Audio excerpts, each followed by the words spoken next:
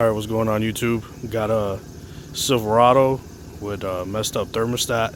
This is the 4.3 V6 Vortex. Super easy, so let's get into it.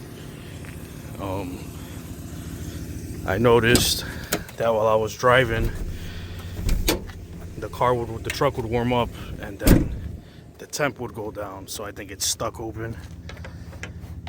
But it's pretty simple. It's basically in here, these two bolts, pop this tube off and the thermostat is in there. So let me go get my wrench and I'll show you guys real quick. Alright, so basically it's a 10mm. I got the wrench on it. I'm loosening it up.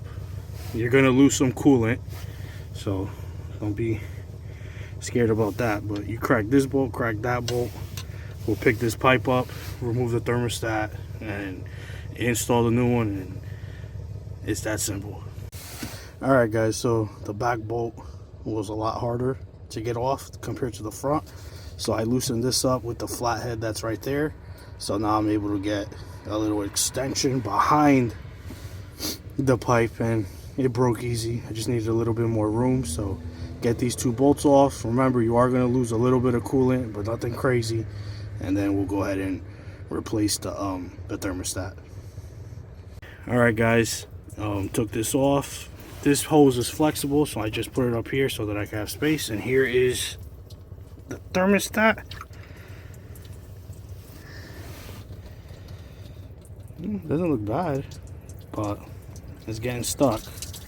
So I'm gonna go replace the new one in there and we're all set to go. Alright guys, got the new thermostat in.